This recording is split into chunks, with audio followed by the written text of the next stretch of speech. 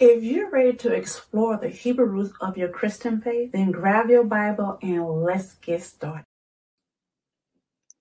Shabbat Shalom. Welcome to Reconcile the Kingdom, where we're working towards becoming in a harmony of the whole word of truth. Let us give praise to Jehovah for his feast day. Let us give praise. Yes, today is the Sabbath day, and it is one of the weekly feasts. I recommend for you to most definitely read Leviticus 23 and learn about the weekly, the monthly, and annual feasts. My name is Patrice Robinson, and I appreciate every last one of you who's able to join me live, and also for those who watch on the replay. I appreciate every last one of you. So, little bit of housekeeping that we always start with. Little scroll at the bottom. This is just a way to communicate and remind others about the YouTube things that we have to do. So you will see hit subscribe and other things down there. So that's kind of point out, because when we get into teachings, we tend to forget those things. So this will always be something I'm new that I'm trying, and hopefully that you guys are open to that.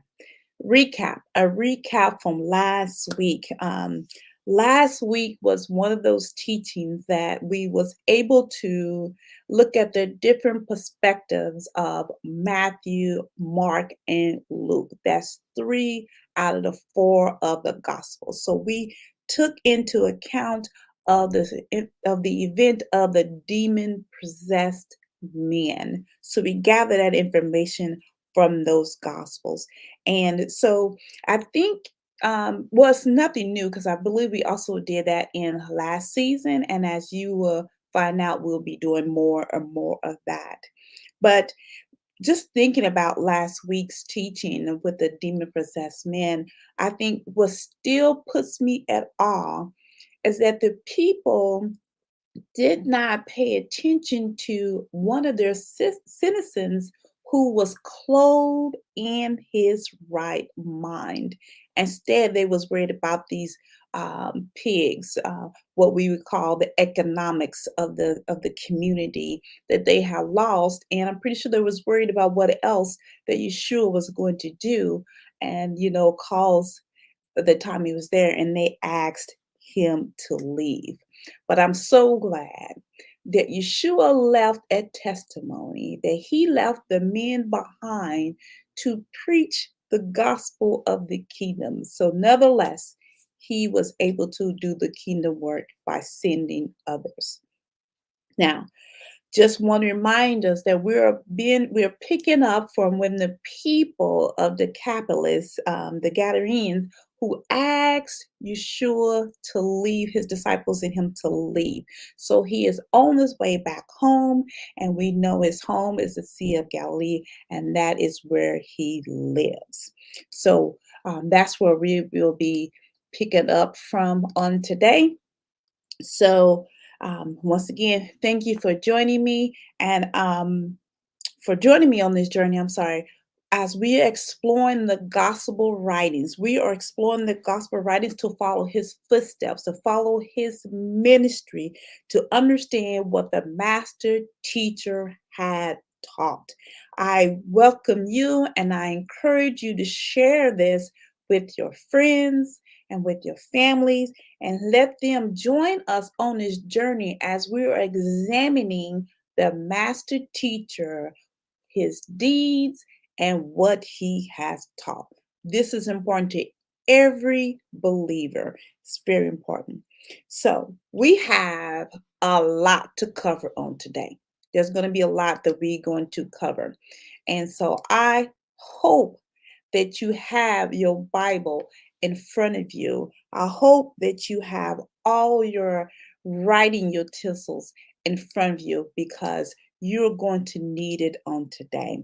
And this is what I do recommend, like last week, have a highlighter, because we're going to go again through the Gospels, learning about the events from different perspectives. If you highlight the different perspectives, you will get the entire event, all the information as one. So I hope you have it. I'm about to give you the scriptures that we're going to start with today. Matthew 9:1, Mark 5:21, Luke 8:40. So we're going to look at these perspectives. Don't forget, at the end of this teaching today, you are able to ask me questions. All comments are welcome about the teaching. Just send your comments and ask questions as they are needed. And we are going to be mindful of our comments and be respectful of one another. So just want to drop that in there. Matthew 9:1. Getting into a boat, Yeshua crossed over the Sea of Galilee and he came to his own city. Remember, the Sea of Galilee is right across from the country of Decapolis, Gardens, where he was coming from. Mark 5:21. And when Yeshua had crossed over again in the boat of the other side, a large crowd gathered around him, and he stayed by the seashore. Luke 8:40. And Yeshua was returning. The people welcomed him, for they had all been waiting for him. Here we have the same scenario, the same events that's going on, but different information that we are gathering. So again, this is kind of what we did last week and of course in season 1. So in other words, Yeshua went back to the Sea of Galilee, to his hometown. When he arrived at his hometown, he seen a large crowd of people. And these large crowd of people were waiting on him to return. So that's the logics of those three verses, those three perspectives, all in one. Now, Matthew 9:14-17. When the disciples of John came to him, asking, "Why do we and the Pharisees fast, but your disciples, do not fast?" And Yeshua said to them, "The attendants of the groom cannot mourn as long as the groom is with them, can they? But the days will come when the groom is taken away from them, and they will fast. But no one puts a patch of unshrunk cloth on an old garment, for the patch pulls away from the garment and a worse tear results. Nor do people put new wine into old wineskins, otherwise the wineskins burst, and the wine pours out, and the wineskins are ruined. But they put new wine into fresh wineskins, and both are preserved. Now, this should come to your remembrance. I want to remind you that this same information that we see John disciples, remember, John has been placed in prison, and his disciples are continuing on. And I believe he's already has been put to death at this time. So this same conversation that John disciples is having with Yeshua is the same conversation that the Pharisees had, because I want to just bring it back. So Levi, one of the tax collectors, Yeshua had called him. And so at this time, Levi is having a reception with Yeshua and his disciples and other people. And the Pharisees, the scribes, the teachers of the oral law, is present and witness this. And so they begin to have a conversation. And so Yeshua addresses them just the same as he is addressing John's disciples. And you will find this in Mark chapter 2, verse 17-22. And again, Luke chapter 5, verse 30-39. Now, we're going to go through each one of these because we need to get an understanding of this this garments, this new cloth, this patch on new patch on old cloth and wine and all this. Get a full understanding of what's going on. So here we go. We're going to take a look at Mark chapter 2, verse 17 through 22. So let's take a look at this here. And hearing this, Yeshua said to them, remember he's hearing the Pharisees complain about him eating with the tax collectors and the sinners. It is not those who are healthy who need a physician, but those who are sick. I did not come to call the righteous, but the sinners. John's disciples and the Pharisees were fasting, and they came and said to him, "Why do John's disciples and the disciples of the Pharisees fast, but your disciples do not fast?" Remember, this is the same conversation that John's disciples were having to him. And Yeshua said to them, "While the groom is with them, the attendants of the groom cannot fast, can they? As long as they have the groom with them, they cannot fast. But the days will come when the groom is taken away from them, and they will fast on that day. No one sews a patch of unshrunken cloth on a old garment. Otherwise, the patch pulls away from it, and the new from the old, and a worse tear results." Same conversation with the Pharisees as with John's disciples all together. No one puts new wine into old wineskins. Otherwise, the wine will burst the skins, and the wine is lost, and the skins as well. But no one puts new wine into fresh wine skins. Same event. This is the same conversation. Now we are in Luke chapter 5, verse 36 through 39.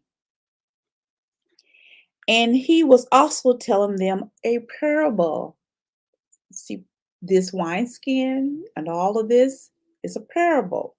No one tears a piece of cloth from a new garment and puts it on an old garment. Otherwise, he both would tear the new, and the patch of the new garment would not match the old. No one pours new wine into old wineskins. Otherwise, new wine will burst the skin, and it will be spilled out, and the skins will be ruined. But the new wine must be put into fresh wineskins. And no one, after drinking old wine wants new, for he says the old is fine. So we have Matthew, Mark, and Luke talking about the parable of the wineskins and the new patch cloth on a old garment and what that can do. So this is a parable that is important to understand. So let's hang in there. Let's get an understanding of this.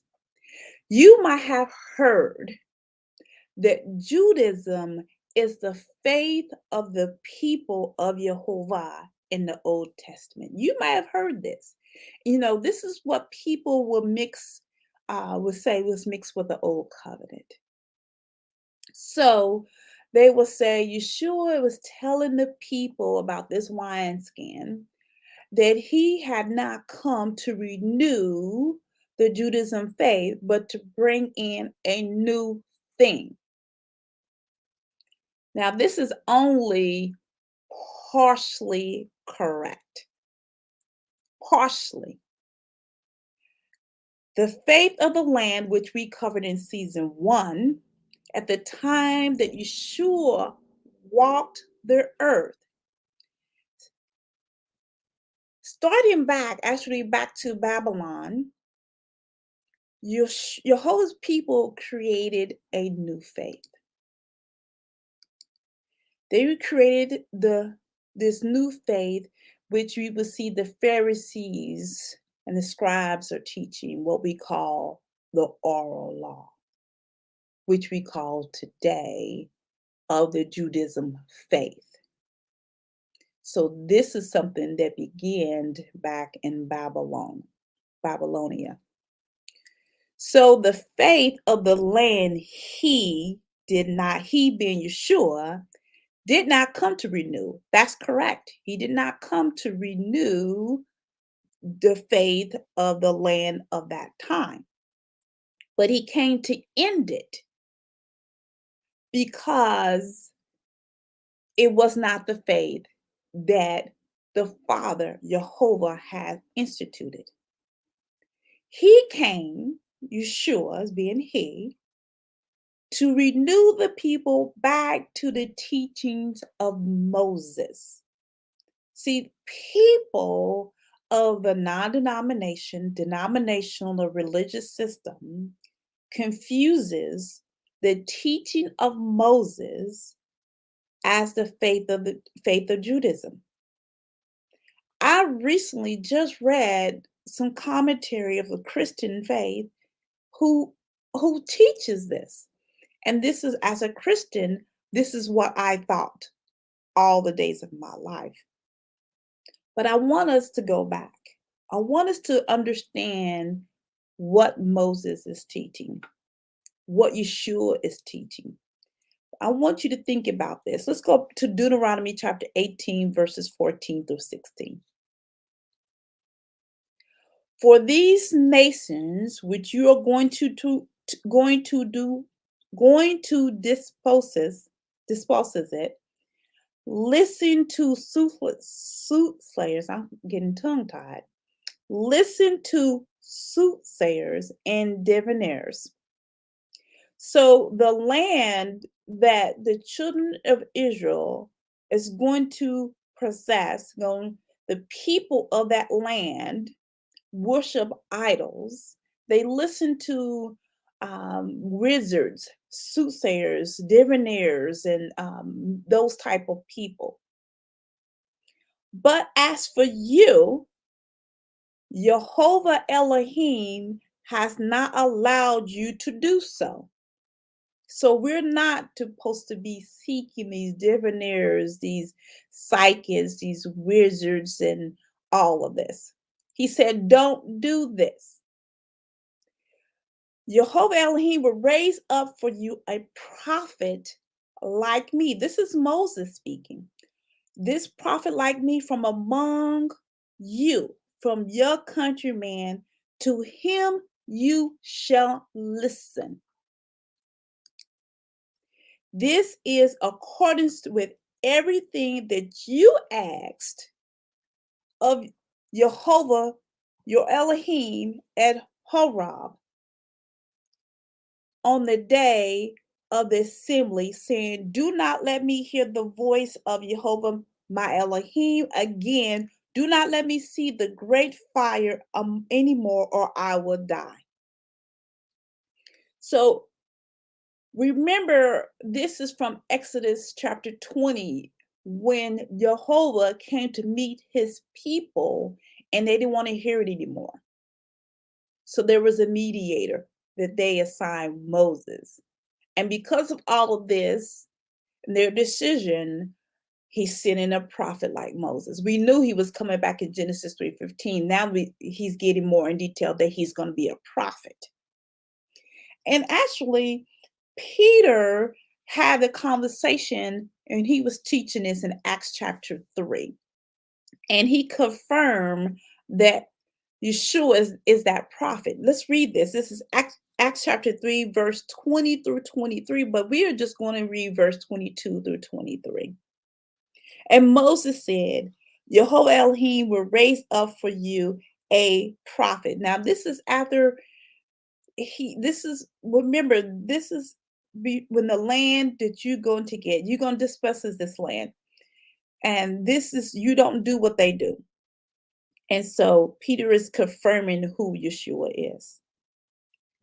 I'm going to start over. Moses said, Jehovah Elohim will raise up for you a prophet like me from your countrymen.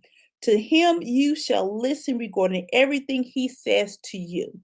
And it shall be that every soul that does not listen, that the people shall be utterly destroyed from among the people. And this is what we're going to find during judgment, during the time that judgment begins. So you got to understand that Yeshua came to renew the word of Jehovah, the covenant of Jehovah with his people that he made back in the wilderness, which they have broken. So you have to remember, Israel was a wife to Jehovah. And Jehovah divorced them because of their idol worship, that they were committing adultery. They were having this mistress that they couldn't let go of, this adultery that they were doing. So, hence is why Yeshua is the bridegroom. This is why. So let's see where this divorce happened. I know many Christians that I've spoken with do not understand this, but let me give it to you. Jeremiah 3:8. And I saw when all the causes whereby backsliding Israel committed adultery, and I have put her away, given her a bill of divorce. Yet her treacherous sister Judah feared not, but went and played the harlot also. So Jehovah divorced Israel. So you have to understand this. So I'm sure I'm going to speak of this many times before, because your denominations, your non-denominational religious systems will not teach you this. They will not teach you this, because if they would, it will help them recognize that they're not teaching the biblical truth and making merchandise out of many, many, many believers.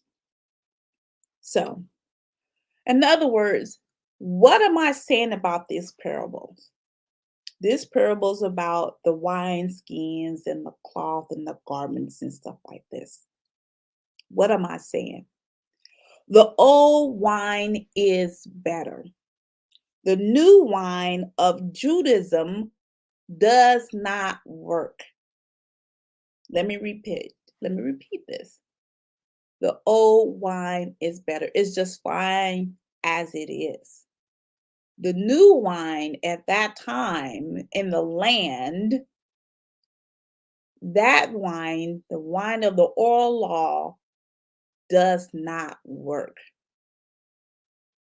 Yeshua, who is the Torah, who was sent by the Father, the Torah giver, who gave it to Moses and to teach to the people. This is Yeshua, who's saying, I did not come to destroy the Torah. I did not come to destroy myself. He is the Torah. This is what, again, denominations, non-denominations, many religious systems will not teach you. They will not teach you this. It is missing. So what do Yeshua have to say about this? And again, I like I said, this will be repeated, because as someone who's coming from the Christian faith and trying to explore your Hebrew roots of your faith, you have to understand everything as best as you can that the master teacher have taught, because we are supposed to follow his footsteps. And he came to tell us how to walk out the kingdom. So it's important to understand. So what did he say about the Torah, the prophets, and the writings? Matthew 5:17 and 20. And I know we went over this in season 1. I know we in season 2. And I know we probably come across this in season 3 again. Do not presume that I come to abolish the law or the prophets. I did not come to abolish, but to fulfill. I want you to, everyone who can hear the sound of my voice, to study what that word fulfill means. We're not going to get into that today because I don't I don't have the time to get into that deep study, and you need to learn how to deep study for yourself. For truly I say to you, until heaven and earth pass away, not the smallest letter or stroke of a letter shall pass from the law until all is accomplished. Therefore, whoever nullifies one of the least of these commandments and teaches others to do the same shall be called least in the kingdom of heaven. But whoever keeps and teaches them, he shall be called great in the kingdom of heaven. For I say to you that unless your righteousness far surpasses that of the scribes and the Pharisees, you should not enter the kingdom of heaven. In other words, unless you stop living according to the oral laws and the commandments and traditions of man, you cannot enter the kingdom of heaven. Now, Yeshua came to fulfill what the scriptures say about him. And the Torah and the prophets and the writings will remain until all is accomplished. And I want you to take a look at around you. Look at everything that yesterday happened yesterday, everything that's already happened on today. Do you think all has been accomplished? Of course not. I don't think there's anyone that can say today, any ministry, that all has been accomplished, because it hasn't. There's more work for us, there's more work for the Messiah when he comes. So all has not been accomplished. If anything, we still, at the time of the Gentiles, you have to understand what that means. So I'm warning you, do not fall into the trap that many teach that he walked the Torah so that we won't have to. Let's think about this. He walked right so that we don't have to walk right. He died on the cross and came and resurrected again so that we can live the way we want to live. That all we have to do is love one another and just love everything that everyone does, no judging. None of this is what we call biblical teaching. Not one of those are biblical teaching.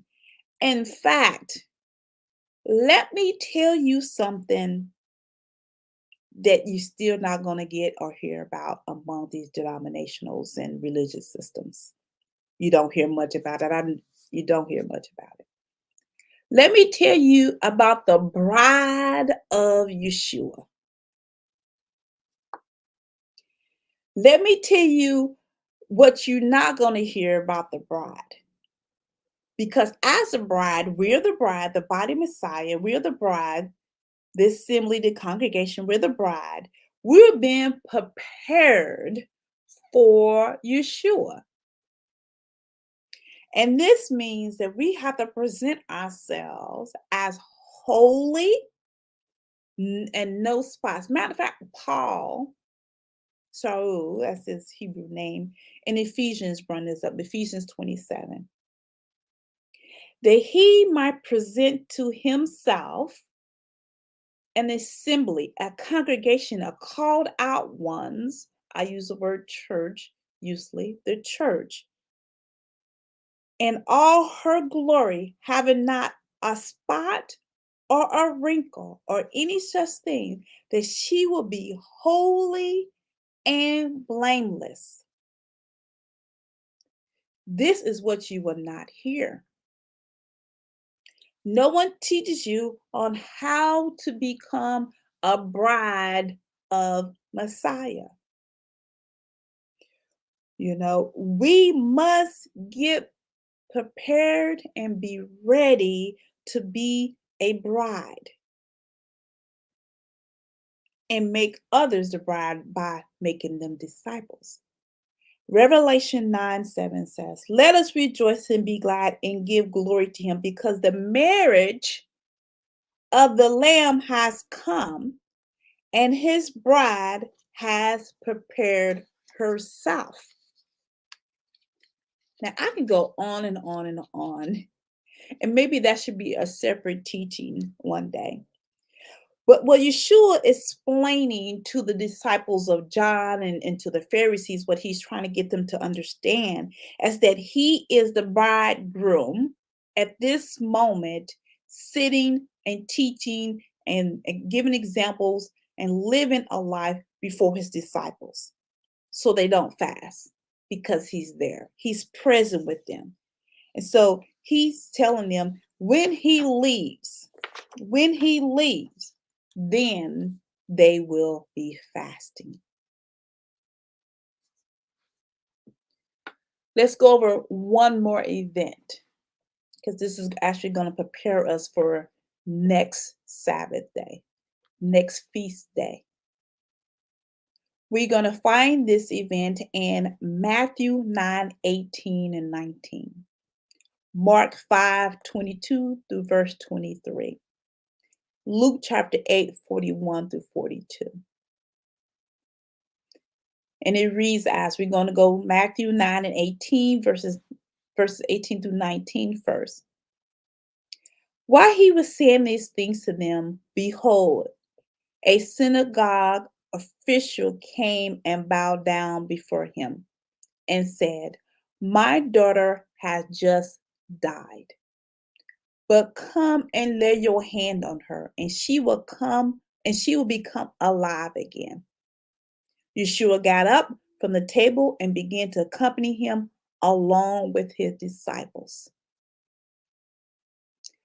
Mark 5, verses 22 through 23 says this. And one of the synagogue officials named Jairus came upon seeing him, fell at his feet, and pleaded with him earnestly, saying, "My little daughter is at the point of death. Please come and lay your hands on her so that she will get well and live." And he went off with him, and a large crowd was following him and pressing on him, on Yeshua and his disciples. Luke 8:41. And a man named Jairus came, and he was an official of the synagogue, and he fell at Yeshua's feet and began urging him to come to his house, for he had an only daughter about 12 years old, and she was dying. But as he went, the crowds were pressing against him. Again, we have three different perspectives that gives some information for the whole event, the whole story whether we just read. So it's important to get it all together. And what do we gather from these three perspectives? By reading this, that there was a man who was an official of the synagogue. His name was Jairus. He came to the table where John, the disciples, and Yeshua and all of them were sitting and eating, and he came at Yeshua's feet, bowing down, pleaded for him to come to his home. Why did he want him to come to his home? Because Jairus' only daughter, who was 12 years old, she was at the point of death that she's actually died. Yeshua and his disciples got up and left with Jairus to help his daughter. as they was going on, the crowds of the people was such a large crowd of people that they were pressing against him. See, this is why reading the different perspectives of the same event, I try to use that word story loosely because it seems like a fairy tale when we use the word story. I like to say event.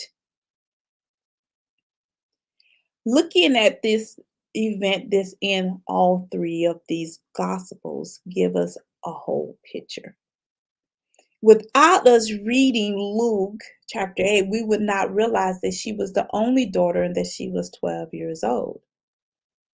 Without reading Mark 5, we wouldn't have got the name of the official that Matthew spoke of in the book of Matthew. So you see how bringing them together, we got the name, we know who he is, we know his daughter, we know how old she is, and we know that the crowd was pressing against him.